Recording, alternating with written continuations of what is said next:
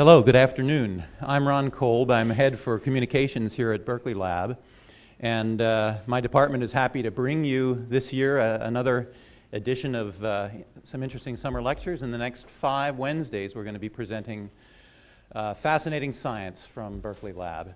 I want to remind you that next week's Wednesday lecture will not be in here. It's going to be at the Building 66 auditorium, so make note of that. That's Jake Kiesling.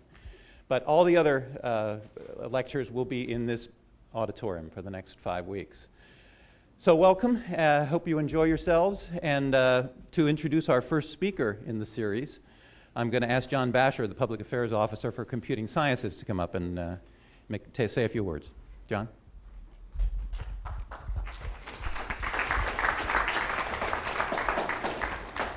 So Ron forgot to mention this is the 10th annual summer lecture series here at the lab. And so I'd like to welcome you all as well. It's my privilege today to introduce Bill Johnston, who's the speaker. He is currently the manager of DOE's Energy Sciences Network, better known as ESnet. The ESnet is managed by the ESnet staff here at the lab in the Information Technologies and Services Division, and it's widely regarded as one of the best performing scientific networks in the world. Bill is a senior scientist who's worked in the fields of networking and distributed computing for about more than 30 years now, and well before the creation of the internet. He's perhaps best known for one of his projects that's celebrating its 10th year this year on the internet, and that's the virtual frog. It's a 3D frog that's been dissected about 15 million times now over the past 10 years, and it still lives to tell the tale. As I said, Bill brings more than 3 decades of experience in high-performance computing and networking to his position as head of ESnet. Before that, taking over the job as head of ESnet last summer, he was in charge of the Distributed Systems Department in the Computational Research Division. He's been a key leader in the development of DOE's Science Grid as well as of NASA's Information Power Grid. He's frequently invited to speak at computational and grid meetings around the world, so it's nice to have him back here to talk on his home turf. So today, Bill will talk about the challenges of managing massive amounts of data across a network, which is of growing importance to scientists here and other facilities around the world. Thanks, Ron. John. All right, what I want to do today is several things. I want to convey to you a bit about what ESnet is. I also want to sort of give you sort of buried in this, in the subtext, is a little bit of a tutorial on how networking works. And it really is the case in almost everything you do that if you sit down to a computer keyboard, you end up interacting with the network somewhere along the line, whether you know it or not. And it doesn't matter whether you're, what you're doing. Unless you've unplugged your machine from the network, chances are you're using the network. So what is ESnet? ESnet is a large-scale, in terms of the amount of data it uses, very high bandwidth network that connects essentially all of the DOE facilities and interconnects the DOE facilities with all the major universities in the world. In this country and in Europe and Asia Pacific, together with all the other R&E institutions like LBL. It's also a $22.5 million a year program which is managed for DOE here at the laboratory.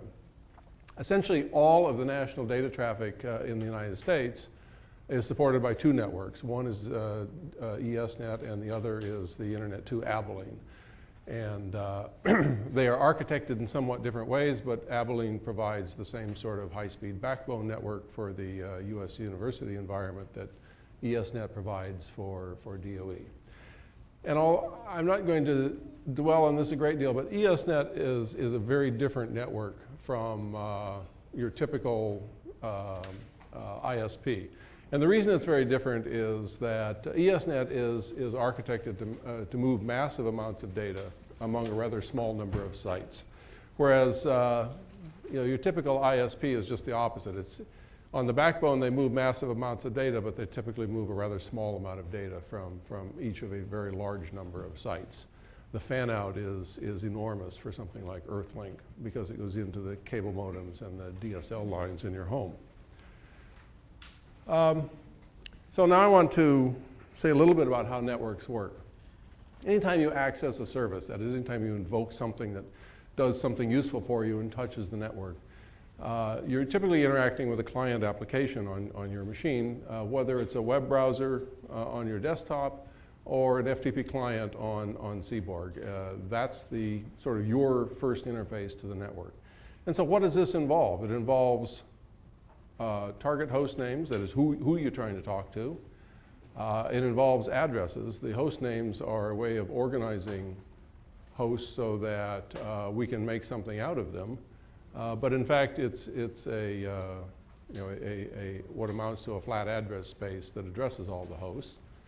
There's service identification, who are you trying to talk to? And then what I'm going to say quite a bit about is how do you get to the Microelectronics Institute in Novosibirsk, Russia, right? I mean, that's a key function of networks is when you aim your web browser at that rather remote and unusual site, how do we actually get a packet from you to it? So the first thing that happens is, by the way of the tutorial here, when you type google.com into a web browser, the following takes place. First of all, you have to translate the name. That name means absolutely nothing to the network. And so there's a directory service called DNS, and the first thing that DNS does is to do a lookup to say what is the internet address that corresponds to that name. Now, I didn't actually take google.com because it turns out that google.com is an alias for thousands and thousands of different names. So there's a lot of tricks you can play with DNS. But something like this, which is the DSD web server or the lab web server, it's a very simple resolution. This name resolves to that address. Then this address is then attached to the packet that the client application generates, and that packet is sent out of your computer into the network, like so, and then arrives at Google. Well, there is, of course, a lot more to that than just a big cloud between you and Google. But I want to segue into why does DOE bother with this? I mean, why don't we just go out and hire Earthlink to provide the networking for DOE science? And the answer is that DOE science is absolutely dependent upon high-speed networking.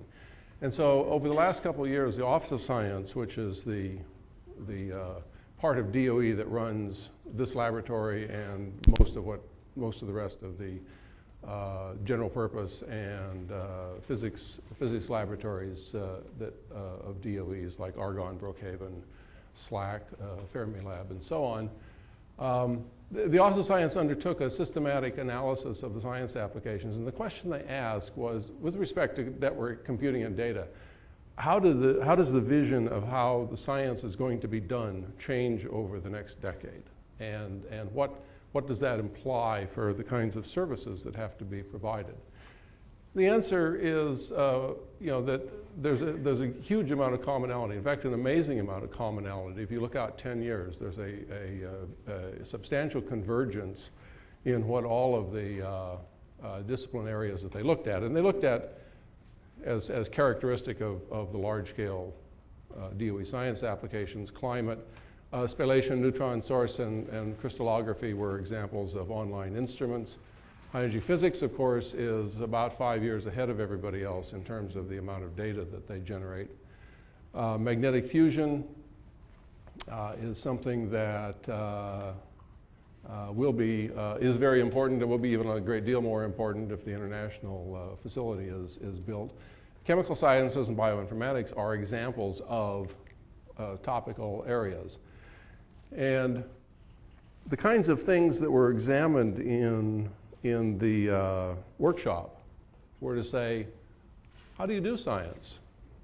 And what are you going to do in a few years? So this is the kind of thing that we looked at. This happens to be a schematic of the workflow for the Supernova Search project. And the intent here is to indicate the amount of different, I'm not going to explain the workflow, but the amount of different devices involved, from the remote instruments to the pre-analysis to the object selection, the archiving of the libraries of both observations and simulations, because the archives of simulations are used further down the process to isolate likely candidates for detailed observation, and then finally the detailed observation of the very small number of candidates that are what they're looking for, the type 1a supernova. It's a fair bit of data in a complicated workflow that involves a lot of different network elements. Increasingly, what we're seeing in science is that there are lots of fields of science which are becoming data-driven. The field of astrophysics is one which in the last 20 years has probably switched in large part from a theory-driven science to a data-driven science, hence projects like SNAP being the Office of Science's most important project for looking at the historical evolution of the universe. But doing this kind of thing, in this case looking at the cosmic microwave background radiation, this is, to isolate the background so that you can do the physics analysis requires understanding all the stuff that's between you and it, because the background signal is almost less than noise. I mean, it's an incredibly tiny signal. And so all of these intermediate layers have to be understood and sort of peeled off. Well, they're all observed by different instruments. Those instruments are all in different locations around the world. They're run by different communities. And the data that's involved in this is managed by different organizations. And so there's a big project called the National Virtual Observatory to build a consistent interface to all of these distributed types of data and in different locations around the world, and to actually pull out the data in a form that you want to do, for instance, analysis of the background radiation involves both moving huge amounts of data and doing massive amounts of computation to get the data into a standard and corrected form. Yet another area in which science is transforming is characterized by climate modeling. The current kind of climate modeling that we do is based on general circulation models in the atmosphere and in the ocean. These general circulation models assume, have a lot of different inputs that govern the behavior of the model. And right now, most of those inputs are parameterized. But if you ask folks in the climate community, and this slide is from Tim Colleen at NCAR, they have to replace all these parameterized inputs by computational models. And the reason for that is that to get an accurate picture of what's going on, there's feedback in all of this. And so that the action of the circulation models has to feed back to the other models, like the ecosystem and the watershed models that provide the inputs. And these are specialized models in their own right, and you're never going to, in the opinion of the climate community, you're never going to collect all these models on a single supercomputer and run them all at once. These models are very specialized. They exist in specialized environments, and so you're going to have to set up a distributed computational process environment in which these models will live where they're managed and developed, and they'll communicate over the network to the big central models that run on the supercomputers. So increasingly this, and NASA has a lot of this too, and they call it multidisciplinary distributed simulation. And it will be the norm in the future, not the exception. So the bandwidth in the scientific community is determined in two ways. One, they just look at how much data they're working with now. They sort of project forward and they say, how much data are we going to be dealing with in the future? And they do a simple forward projection, and so this sort of a roll forward analysis typically gives numbers that are rather unrealistic. And the reason they're unrealistic is because they don't anticipate changes in how the data is analyzed and used. So for example, if one had a truly capable distributed visualization environment, you might not move as much data around because you might leave it where it was generated and look at the visualization remotely, which may well be much more compressed in terms of the amount of data than the actual data. The other way to look at this is the computer science folks in the crowd look at what they want to be doing in 10 years to accomplish like doing the visualization of the data. And they say, well, let's take that point and work backwards and see where we end up in terms of the requirements. Well, it turns out that's frequently too conservative. That is, that sort of a rollback approach generally underestimates the amount of data that's involved. These numbers are sort of somewhere in between. And the interesting thing about these numbers is, first of all, the magnitude. This is by process end-to-end throughput for particular communities. And they're all running right about a terabit a second. Well, a terabit a second is roughly sort of 1 million times what most people have available to them today. The other thing that is amazing at first glance is the amount of uniformity that you see in those numbers. On the other hand, if you think about it, in some sense, that's not so surprising, because in some sense that the amount of data that we generate is driven by Moore's law. And it's driven by Moore's law in two ways. One is it's driven by Moore's law if it's simulation data, because the amount of data that you generate out of a supercomputer is in some sense proportional to the capacity of the supercomputer. The other place where Moore's law comes into play is that scientific data is generated by instruments. Instruments have observing elements. Observing elements in almost all modern instruments are solid-state devices. Solid-state devices, no matter what they are, follow sort of a Moore's law increase. The classic example of this is the CCD sensors used in large telescopes. And so we're seeing an increase of data that is proportional to the increasing density of microelectronics. And so in that sense, it's not all that surprising that we see this sort of a convergence, because all these folks use computing elements and data collection elements. Now, does the current science use of the network actually look like it's ramping up in the way that we think it is? Well, the answer emphatically is yes. If we look at the monthly accepted traffic, it doesn't matter how we have this metric, it's just a metric that indicates the overall utilization of ESnet. We're currently moving about 250 million megabytes a month. So that's right about here. And we have seen exponential growth, a factor of 100% annually in the last 5 years, and about a little less than that, down to about 92 or thereabouts, which before that there was not exponential growth. And so this is a substantial indication of the steadily increasing science use of the network. We see no reason why this would slow down. If we maintain the current architecture of the network static, ultimately this would flatten out just because of the bandwidth of the connectivity of the individual sites would eventually saturate. But of course the network is not static in any way, shape, or form, as I'll point out a little later.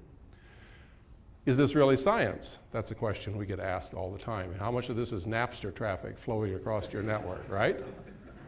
That actually is a very hard question for us to answer. And one of the reasons it's a hard question to answer is that we can't analyze the traffic flows on our backbone. Our backbone networks are so fast that there is no way to insert a probe in there and do packet level analysis that would tell you, for instance, are you passing Napster traffic, or are you passing physics data, which is the first order, even second order or third order noise, right? However, what we can do is we can select entry and exit points to the network, key exit and entry points, because that's enough slower that we can actually look at the traffic. And so this is an example.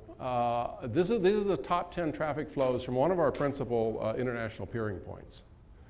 Now, it turns out that the high-energy physics community is a very international community. And so if you look at this, the two things you observe, first of all, are that the top 10 flows consist of a significant fraction of the total amount of traffic that goes over ESnet.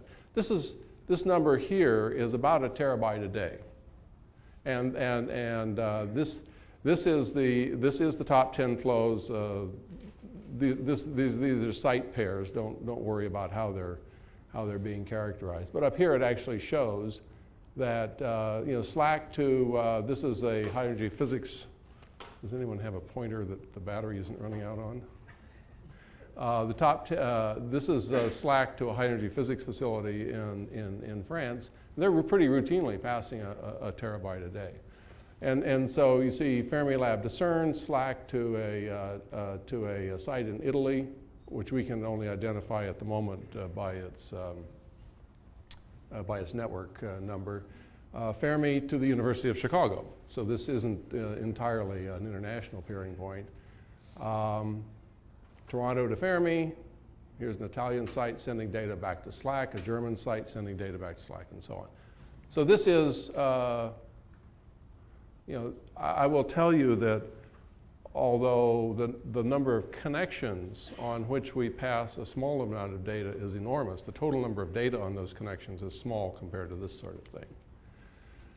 So in fact, what we see is on a typical day in ESnet, there are always 10 flows that are greater than 100 gigabytes a day, and typically there are well more than 50 on up to 100 flows just across this one peering point that are passing more than 10 gigabytes a day back and forth. This is characteristic of a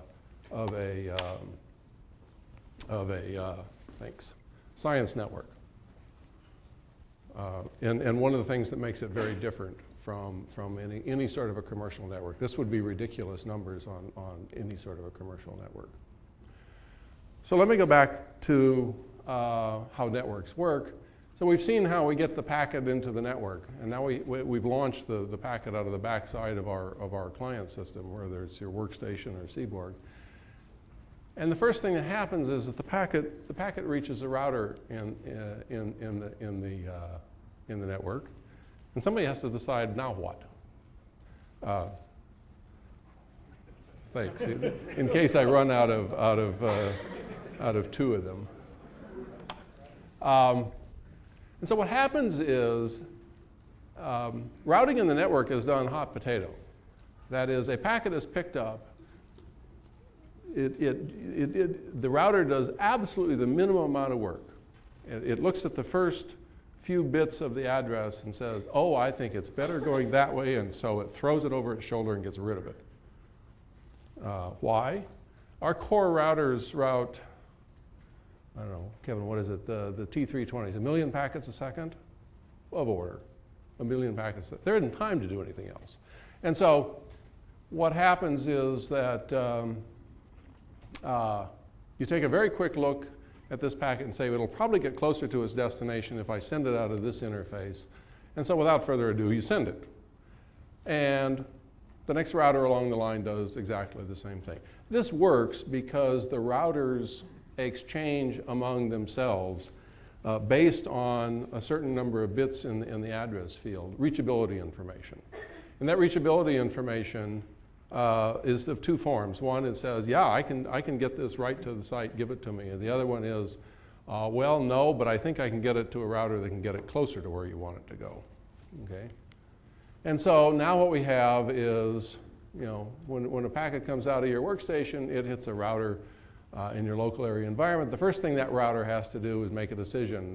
For instance, is this packet destined for some other machine at the lab, or is it headed out into Neverland, in which case it passes it to the gateway router. Well, and by extension, this continues all the way through. I mean, the packet hits the core router has to make a decision, where is it going to go? Are we going to pass it around in the network to some other lab? Or are we going to give it to a core router that connect us to a different network, and so on. Once the packet reaches its destination here, you have to decide what was this packet supposed to do. So there's a service identifier on the packet, frequently called the port number, and then once it gets into the machine, that tells the packet Well, am I headed for the mail server or the directory server or the web server or whatever? And so this port number that's attached to the packet, all packets have the full address of the packet consists of the internet address and a port number. The internet address says, you know, what computer am I going to send it to? The port number says what service on that computer should receive this packet. So for instance, you know, when somebody says that the blaster worm is attacking port 135 on a system called Google, what they mean is that there's a program somewhere on the internet that's trying to gain access to a service that listens on port 135. I've forgotten, port 135, that's the SMB, I think that's the Microsoft file transfer protocol that we had to block a while back because of this worm. And of course, usually the reason that the worm is trying to get at that service is because they're trying to exploit some vulnerability, which means they're trying to make the server do something that it's not supposed to do.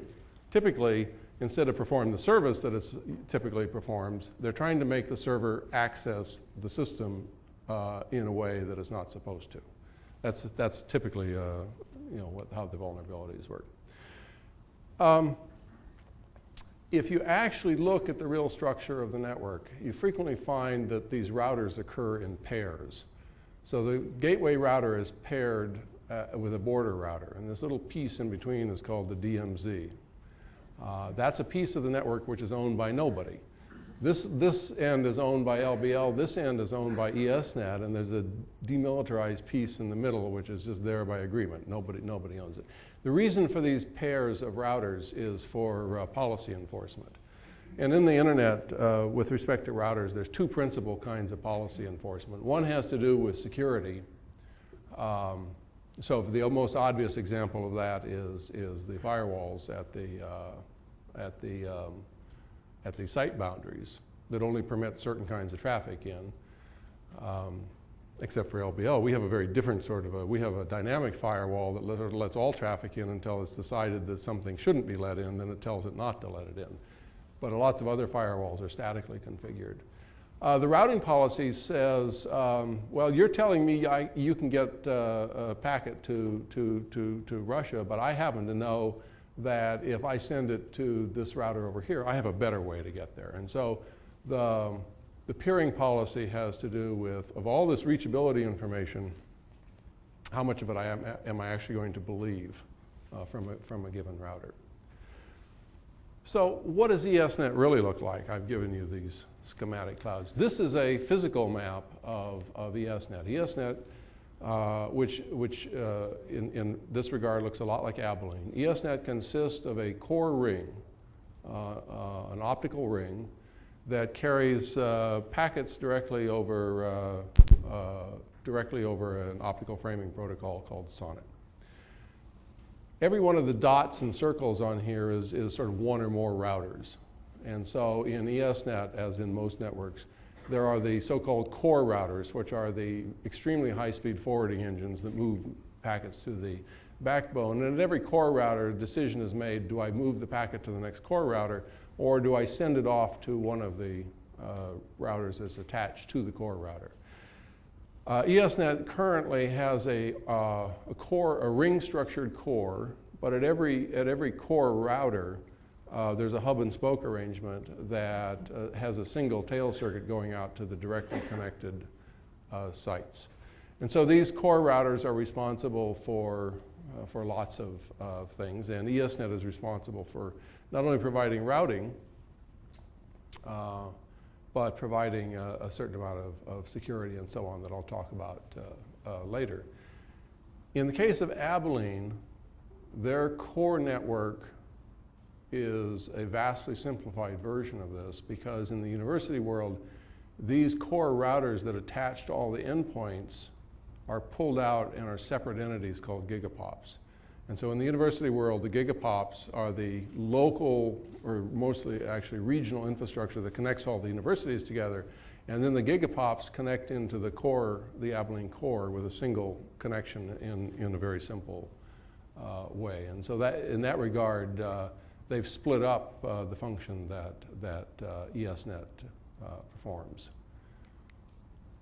I want to say just a tiny bit about how one actually builds such a network. The This core ring that I was talking about is actually a single lambda, that is a single wavelength of light on a fiber bundle that goes all the way around the country. And on that same fiber bundle are typically 64 independent channels, usually organized as 32 bidirectional channels, each one of which is wave division multiplex. In other words, they take the frequency spectrum of light that can go, that can be carried by this optical fiber, and they pull out little narrow bands. They're typically about 8 angstroms wide. And each one of those is modulated independently and carries a completely independent set of signals. And in modern, and this is called DWDM, dense wave division multiplexing. And in modern equipment, each one of these wave division multiplexers typically carries, is capable of handling 10 gigabits per second of bandwidth. And so one of these will handle about half a terabit a second on a single fiber. And of course, if you look at something like Quest, which is the telecommunications company that we get this from, this fiber is one of a bundle of about 200, all of which have this kind of equipment on them. And so there are very elaborate filter packs in what's called the wave gear, that is the thing that actually drives the fiber.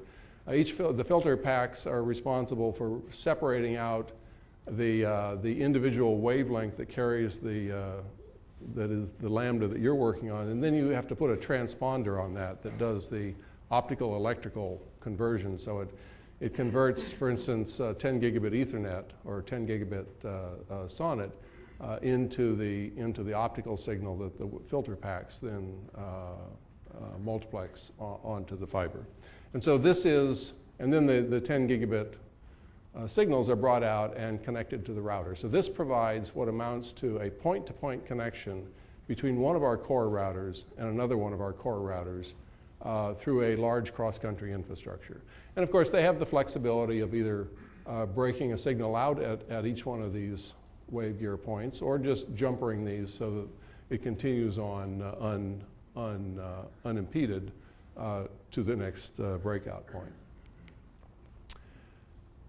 So what is peering?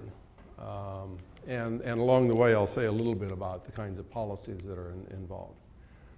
Peering implements the logical infrastructure of the network. And so it is the way by which we connect with our collaborators that don't immediately talk to our network. And so these are the peering points. That is, these are the router pairs, the ESnet router pair, and for instance, the Abilene router pair, that exchange reachability information, and therefore potentially by which we exchange packets. And so we have 3 basic kinds of peering points, that is, 3 basic kinds of connections to other networks. And these are the university peering points, the international peering points, and the commercial peering points. The commercial peering points are so that you can talk to google.com. The university peering points are so that you can get to the universities in this country. And the international peering points are typically get us to the research and education communities in other countries. And so, for instance, the peering point in Chicago gets us to the Canadian R&E network. We have a direct connection to CERN, gets us to research and education networks in a certain set of locations. In New York City, we get to GEONT. GEONT is sort of the European equivalent of Internet 2, and so it reaches all the R&E networks in these sites and so on. So I want to say a little bit about, I said, how do I get packets closer to their destination? And so why so many routes, right? Notice that we manage about 150,000 routes. That is, there are 150,000 ways in which one might send a packet. Now, of course, you don't see all of those at every router, and nor do we even accept all of these because a lot of these are duplicated. This is where we decide which ones we'll accept and which ones we won't. But to for LBL or for any ESnet site to be able to have connectivity to every other computing system in the world, this is about the number of routes that you have to handle. And that makes ESnet what's called a Tier 1 network. That is, we handle what is the full complement of internet routes. So, to come back to the example that I gave, which was not hypothetical at all, this Applied Microelectronics Institute, let's just see how we get there. So I lopped off my workstation address, but this is launching the packet into the network, right? So it starts here, and the first thing it hits, ignoring the internal LBL routing and the border router, is our ESnet router, core router at Sunnyvale, and so on. That then connects to a peering router, one of our peering routers, and our peering router says, well, the way to get this packet closer to where it's going is to hand it off to this thing called Chaos Internet, which is an ISP. You'll see, perhaps if you've been watching carefully, you've noticed these AS numbers. AS numbers, AS is autonomous system, and it's how the it's like the network address for the network. And so these things are assigned roughly sequentially. So Abilene has an AS, which is fairly high because it's a fairly new network, 11,000 or something. Chaos is a moderately old network. ESnet is AS, what is it, 293? AS 293. LBL is AS 16. We were the 16th site on what exists as the modern internet. And there's a lot of history in that, but I won't bother to cover that in a minute. Anyway, so we hand it off to the Chaos Internet, and then what happens is, so their router is in, the first router they hit is in San Jose. From there they go to Chicago. This is probably Virginia to New York City. It's not uncommon, if you look at the physical path of a packet, that it tends to ricochet around the country. And in particular, this is a tight loop of ricocheting on the East Coast. From Virginia it goes to New York City. From New York City it looks like it goes to a router in Germany, although I couldn't determine that for sure. And that's probably where Chaos appears directly with the Russian backbone network. And once it's in the Russian backbone network, of course, now it's only 3 hops from Novosibirsk.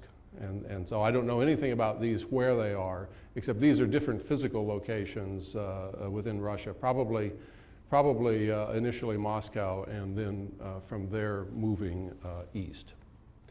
And so finally we end up at the target location. Our peering router here knows nothing about this. All it knows is that if we hand it off to this router, the reachability information says we're just trusting the fact that if we hand it to this router, that this router can, in fact, repeat this process and with each step get it closer to its destination.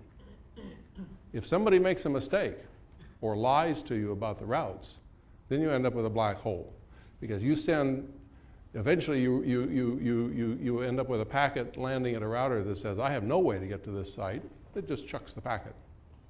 Right? There's no feedback. There can't possibly be, because of the volume and speed of the packets involved. And so a lot of the work in the routing community is around, of course, ensuring that you don't have bogus routes. You don't develop black holes in your network. Managing this is a lot of work. And the 2 folks sitting up in the corner there are 2 folks, Yvonne and Kevin, who are largely responsible for the fact that you can talk to any place in the world. They spend most of their time working on routing problems, the routing infrastructure within ESnet. So this is Kevin generates this daily report, which is in this case sorted by the number of routes that says, this is just the top 20 of about 100. And so for each, recall an AS is a network. It's an administrative domain, so ESnet is one AS. And so from ASnet 1239, which is the Sprint ISP, we get a lot of routes. We get 63,000 routes, and so on. And down here you see, here's the Chaos network. We get 3,500 routes from that. Peering with these folks is not random, right? One of the reasons that we peer with this network is because we know that it will get packets someplace useful for us better than other networks were. That's actually a fairly direct route to Moscow that I showed you. I mean, it goes through their backbone in about 4 to 5 hops to get to Moscow. That's pretty good. And so that's one of the reasons that we accept those routes from that particular network. I want to say a little bit about what it takes to make a network like this run. The first thing you find out is research and education networks like ESnet typically operate with a very small staff. And the key to everything in the network is scalability. That is, how do you manage a huge infrastructure using only a very small number of people? And this, whenever someone comes to us and says, can you offer a new service? The very first thing that we ask is, can this service be structured so that the operational aspects do not in any way scale as the user population scales?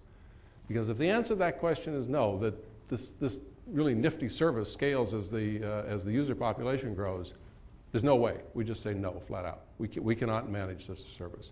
We have to have a service that all of the ESnet services are hierarchical, right? And we sit at the top of the hierarchy and pass work down so that it gets distributed among more and more people who do not work for ESnet. So this is, here's the network. There are, as I'll point out in a minute, there are more than 4,000 monitors in the network that keep tabs on what's happening. The results of that monitoring go through an automated filtering system, and anything the filtering system picks up and says, oops, there's a problem potentially here, those alerts are passed to we have a 7x24 operations desk. This involves between sort of 2 and 4 people, depending on how you count them. We and NERSC share a single 7x24 operations desk. If the operations, for a large number of these alerts, the operations folks say, this is routine, it may need some attention, it doesn't need it now.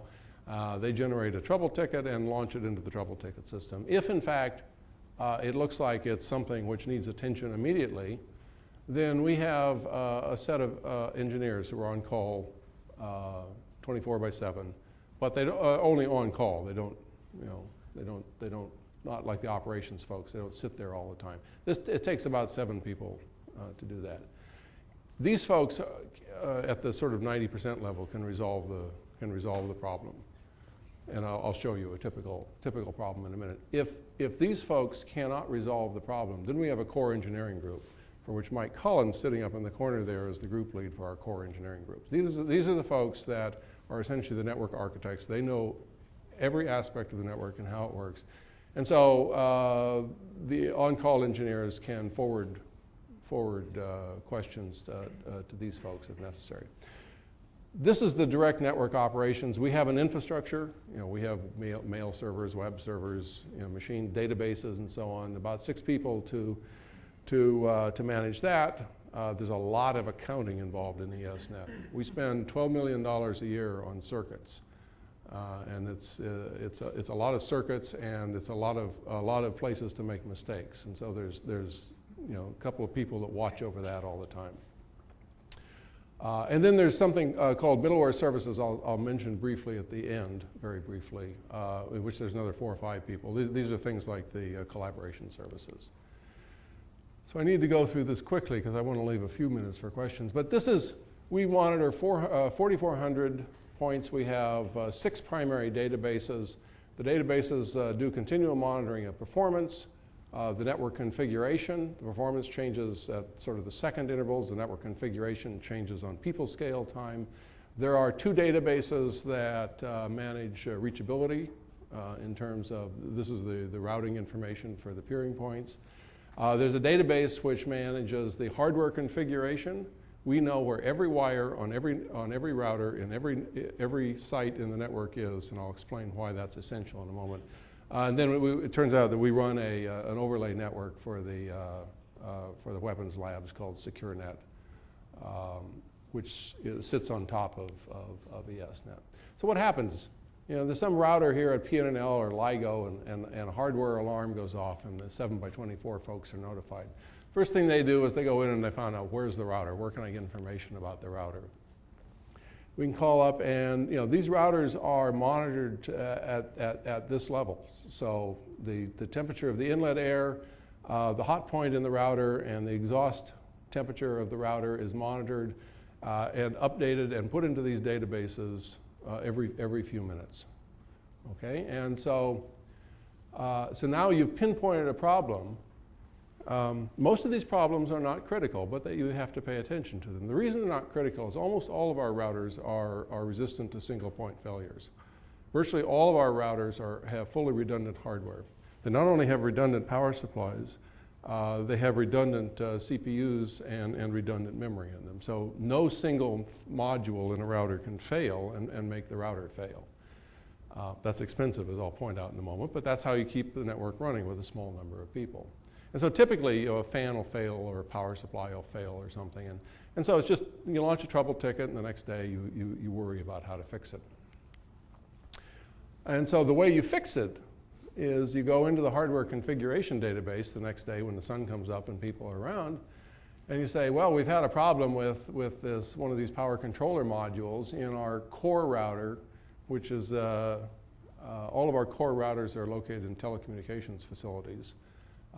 And so 32 Avenue of the Americas is a big telecommunications facility in New York City. And so we say, aha, we need to replace one of these. How do we replace it? Well, the answer is that we have a contract, in this case with Quest personnel. We say, we'll ship you one of these overnight, and oh, by the way, here's the exact wiring diagram, so you can take each one of these wires off of the old unit, put it back onto the new unit, stick it back in the rack, and it'll start working again. This is why it is absolutely critical to do change management down to the level of every single wire. Because if this is wrong, then of course you're in big trouble, because either they can't replace it, or when they do replace it, they put it together wrong. I want to show you just a little touch of reality. I'm going to show you a photograph in the next picture, and the photograph is we have 2 racks at Avenue of the Americas. It consists of the core router, the peering router, and then a collection of sort of auxiliary equipment to make it run. This is the core router. This is our high-speed routing engine. And this is worth about $1.5 million. The single interface, which is the interface to the 10 gigabit optical ring, costs close to $200,000. That's just the thing you plug the 2 fibers into. Right, and so the peering routers is another $350,000. So all in all, there's about $2 million in each of our core routing hubs, and that's partly because high-speed optoelectronics is very expensive, and it's partly because, as I pointed out, every one of these things is fail-proof. That is, to make one of these fail, it would have to undergo physical damage of some sort. I need to pick this up very quickly. ESnet operations are resilient. We have operations, of course, the main center is here at Berkeley. We have a major sub-center in Livermore, and smaller operational centers in Ames, Iowa, and at Brookhaven. And there are engineers at each of these locations. If LBL were disabled for an extended period of time by a massive earthquake, for instance, the network could be operated from these other places.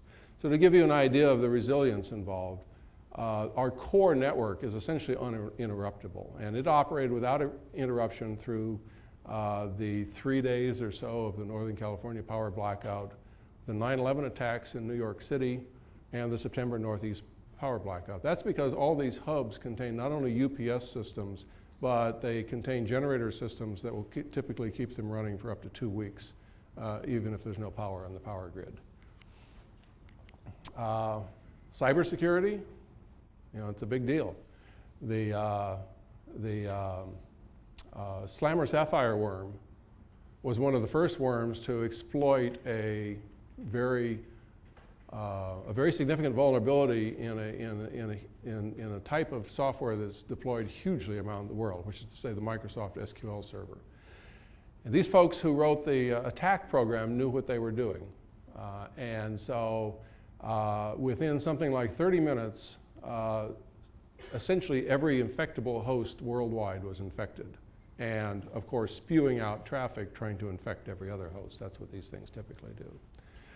So how do you deal with that, and what is the impact? Well, the impact is, this is sort of the steady state on one segment of our backbone at the time, about 500 megabits of traffic a second. We more than doubled that because of this attack traffic from this one worm. And so, we jumped up to, close to 1.5 gigabits a second of attack traffic from this particular attack. The attack was not targeted at the network. This was the result of all of these machines attempting to attack each other, in essence. And a lot of that traffic, incidentally, were the DOE labs trying to attack each other, right? Because it's quite indiscriminate, right? They have a certain amount of address space that they need to attack. There's an algorithm. If you want to read an absolutely marvelous paper about how to attack the internet and bring it down in 8 seconds, the worldwide internet, I suggest you do a Google search on how to own the internet in your spare time. And this is a paper in which Vern Paxson and his colleagues at SLAC and at Berkeley analyzed the best algorithm for selecting address space to parcel out to the worms in a distributed fashion so that you could do the most effective attack. Why did they do this? Because they got tired of telling people that this is a real problem and you'd better believe us, and nobody would pay any attention. So this paper was published in the ESnet security proceedings, and it gives the optimal way to bring down the internet in 8 seconds. So it's very interesting reading. So how do we protect against this? Well, in ESnet we have something called the phase security architecture, and we start shutting down or filtering the network in degrees.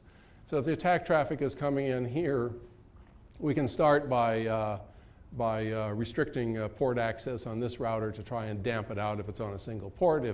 If the sites are attacking each other, we can insert filters in the border routers to prevent either incoming or outgoing, right? I mean, we can prevent sites from attacking other people by inserting appropriate filters. We can insert, if none of this works, we can start inserting filters on the core to try and damp down the traffic.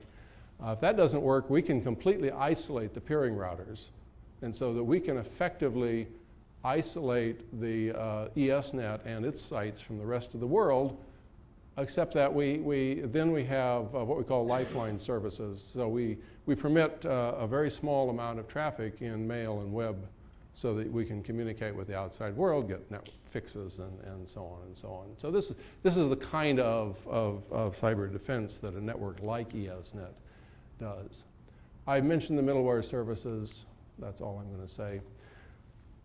Are we at the end-all, be-all of networks? Absolutely not. This is the current architecture schematically of ESnet. The core ring has good resiliency. You can cut this core ring in any one place, and the routing infrastructure merely turns around and sends the packets the other way around the ring. Right? That's not a problem. However, all of our sites are connected to the major hubs in a spoke fashion, and of course, single cuts there absolutely do isolate the sites.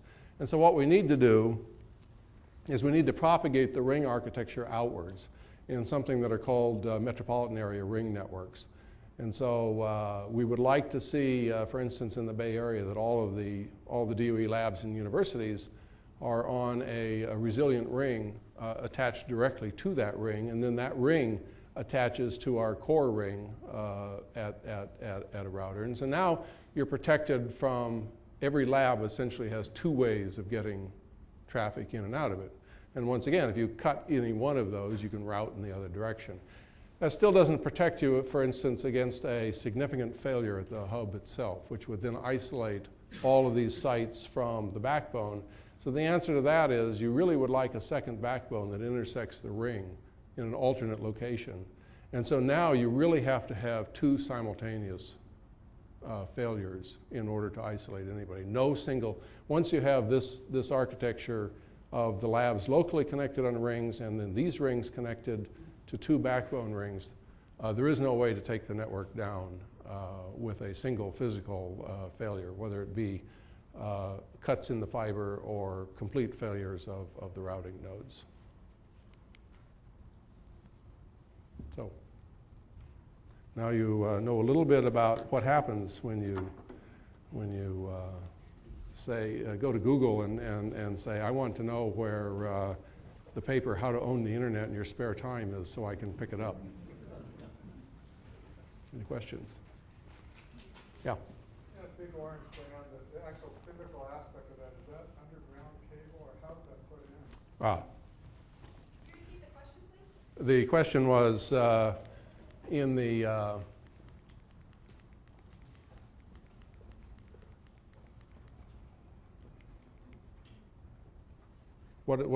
physically what is this? The answer is you don't know.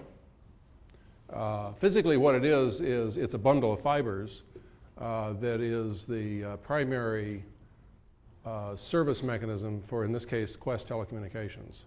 So Qwest offers a commercial service called Q-Wave service. It's actually somewhat larger than this. It picks up Seattle and San Diego and there's a couple of cross pieces in the middle. And in the case of Qwest, which is a mainline telecommunications company, this is almost all buried optical fiber. There are other ways to string optical fiber, but generally the telecoms bury it in the ground because that's where the maximum protection is provided. And so this will be a bundle, probably 250 fibers in a bundle about that big around that just runs through manhole, comes up in manholes where they put repeaters, and then occasionally comes up in one of their major hub facilities, which are Chicago, Denver, Seattle, and so on. And then each one of those fibers is brought out individually and put into this wave division multiplexing equipment. And so each fiber then fans out into 32 very high bandwidth channels, which Qwest typically sells separately. So we have one of those high bandwidth channels on their infrastructure around the country, 1 out of 32 out of 256. And that cost us at a bargain basement price about $4.5 million a year. Yeah. How does wireless fit into the picture? And it doesn't fit into this picture at all. Wireless, where it fits in is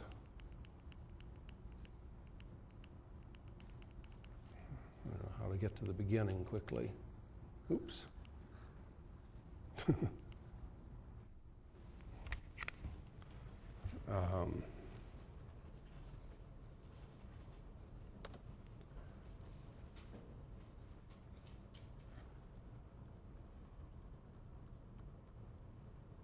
Wireless is a different type of network that attaches to a router. So there will be a router, and hung off of this router instead of wires are some sort of a radio infrastructure that attaches a certain set of devices into the network. And so these are the wireless access points, which are connect to an Ethernet on one side and have a radio antenna on the other side.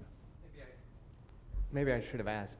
Does wireless have any potential of competing with fiber? I mean, to me, this looks a lot like the way the telephone system developed. And now you watch the developing nations just skip over the whole concept of stringing a bunch of wires and just going straight. The answer to that is that for end nodes, your laptop, perhaps even your system at home, that definitely is well, as you know, is well in the process of happening. In the case of sites like LBL, absolutely not. The bandwidth, the highest bandwidth wireless connections are typically the Earth to satellite connections, and the current state of technology there is of the order of a few hundred megabits per second on these wireless communication channels that cost a lot of money. So the potential bandwidth for wireless is minuscule compared to the potential bandwidth of fiber for a particular location. Now, of course, you can have a lot higher fan out. And so at the end locations, that's not true. But if you come into a particular site, no, you'll never see wireless replacing fiber.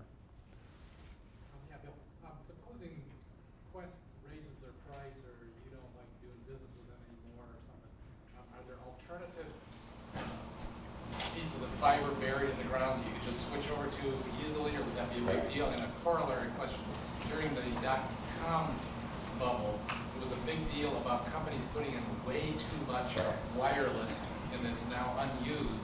Where is that? Does that have anything to do with any of this? So the question is, can Quest raise the prices on us? If they do we have an alternate source?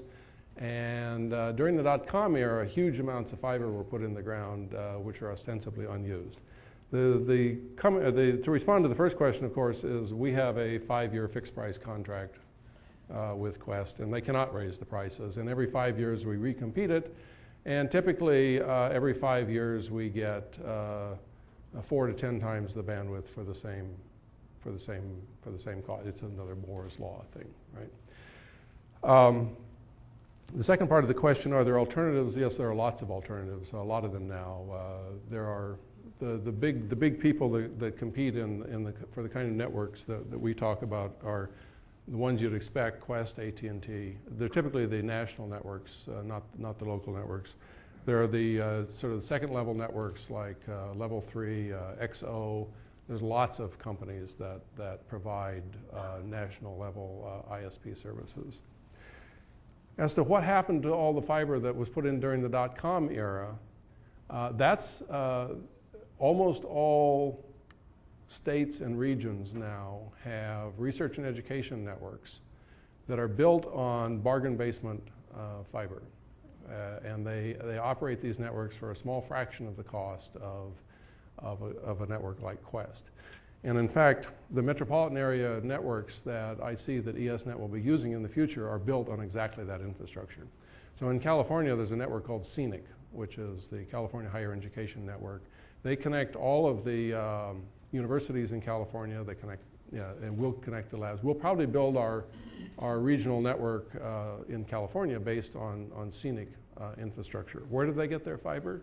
You name it. BART provides some of it. The sewer district has fiber running through the sewers. The water district has fiber running down the canals. The bridge, every bridge district has fiber running across their bridges. And so outfits like ESnet come along and they gather all this together and they put it into a network and make it work for a tiny fraction of the cost of what Quest charges for its national infrastructure. Yes. I understood you earlier when you said that if you're asked to provide some new service and you can't scale it with the user community or something like that you refuse. I'm not sure what you're referring to there. Sorry. I mean, if I invented some new protocol that was on... No, sorry. Okay. So the question is, when I said that we only do scalable services, what was I referring to? Yeah. ESnet offers two kinds of services. One of the basic network services like I've been talking about. The other is services like the public key infrastructure, like the audio-video collaboration, things that are really not network services, but ESnet is in a good position to offer them because it's a trusted entity within the Department of Energy. It's those kinds of services. If somebody asked us to run an information server, for instance, we would say yes, but only if it only involves us talking to 6 people in the entire country. And those 6 people then can each talk to 600, but we only see the 6 people. That's what I meant by scalable. Last question. Do you see any reduction in transmission rates when you're going through, say, more routers to get to that place in Russia? So the question is, do we see any reduction in rate by going through routers? And the answer is no. What we see is an increase in latency. Each router introduces a delay, a forwarding delay for the packet. And so the speed of light in fiber from one coast to the other in the US is about 35 milliseconds. And if you talk about the backbone routers, like ESnet runs, the forwarding delays for those are negligible. They're measured in microseconds. But if you get to smaller routers in the smaller ISPs, then you start, it used to be, 10 years ago, we would say for every router in your path, you would add 5 milliseconds of forwarding delay. So yes, that can be significant. And so, well, the speed of light to Novosibirsk is probably 150 microseconds. If you do a trace route, the delay, the packet delay is actually more like 370 Did I say microseconds? I meant milliseconds, 370 milliseconds. And that's due to routing delays along the way. So every router introduces a delay, which ultimately affects the bandwidth, but that doesn't necessarily mean that each router reduces the bandwidth. It introduces delays. Yeah. Do the slower networks also use the hot potato? Sorry, that type of routing, hot potato routing, is universal to the internet. And it doesn't make any difference what kind of network you're dealing with. If it's an internet network, that's the kind of routing that it does. Now, I will say that at the next layer down, Ethernet, for instance, Ethernet routes also, and that routing is done differently. But at the higher levels, I guess they're trying to end this. I'll be happy to sit up here and talk to you individually. Yeah, but please join me in thanking Bill Johnston.